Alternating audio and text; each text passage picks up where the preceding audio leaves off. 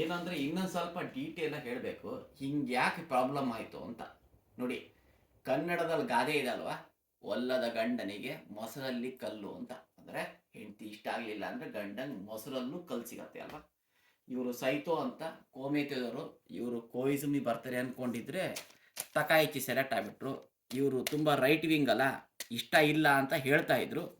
ಇವ್ರೇನು ಮಾಡಿದ್ರು ಅಂತ ಹೇಳ್ಬಿಟ್ಟು ಇವರಿಗೆ 3 ಪಾಯಿಂಟ್ ಹಾಕಿದ್ರು. ನೋಡಿ, ನಮಗೆ ನೀವು ಎಸ್ಕುನಿಸ್ಟ್ರ ಏನಕ್ಕೆ ಹೋಗಬೇಡಿ, ಅರ್ಥ ಆಯ್ತಾ.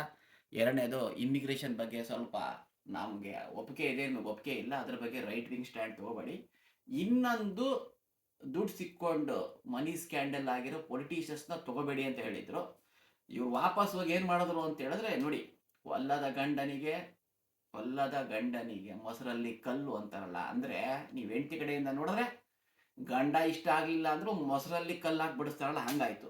ಇವರು ವಾಪಸ್ ಹೋಗಿ ಏನು ಮಾಡಿದ್ರು ಅಂದರೆ, ಇವರು ಶುಕ್ರವಾರ ಹೇಳಿದ್ರೆ ಮಂಗಳವಾರ ಇವರು ಇಬ್ರು ಹಗಿವುದ ಮತ್ತೆ ಶಿವಮೊರ ಅಂತ ಇದ್ದಾರೆ, ಅವರು ಮನಿ ಸ್ಕ್ಯಾಂಡಲ್ ಅಲ್ಲಿ ಸಿಕ್ಕೊಂಡ್ಬಿದ್ರು, ಅವ್ರನ್ನ ಗೌರ್ಮೆಂಟಲ್ಲಿ ಹಾಕೊಂಡ್ರು.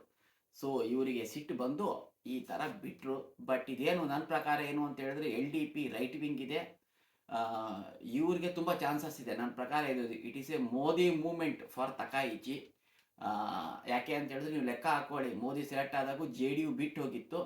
ಎಲೆಕ್ಷನ್ ಕಾಲ್ ಮಾಡಿದ್ರೆ ನನ್ನ ಪ್ರಕಾರ LDPಗೆ ಮೋರ್ ದೆನ್ 50% ವೋಟ್ ಸಿಗತ್ತೆ. ಯಾಕಪ್ಪ ಅಂದರೆ ರೈಟ್ ವಿಂಗ್ ಇರೋದು ಸನ್ಸೇತೋ ಹೊಶುತೋ ಇದಲ್ಲ, ಅವ್ರದ್ದೆಲ್ಲ ನೀವು ವೋಟ್ ಹಾಕೊಂಡು ನೋಡಿಬಿಟ್ರೆ ಅವ್ರದ್ದು ರೈಟ್ ವಿಂಗ್ ವೋಟ್ ಇದೆಲ್ಲ ಮೋರ್ ದೆನ್ 50% ಇದೆ. ಎಲೆಕ್ಷನ್ ಏನಾರ ಕರೆದ್ರು ಅಂದರೆ ನನ್ನ ಪ್ರಕಾರ ಇವರು ಮತ್ತೆ LDPಗೆ ಮೋರ್ ದೆನ್ 50% ಬರುತ್ತೆ.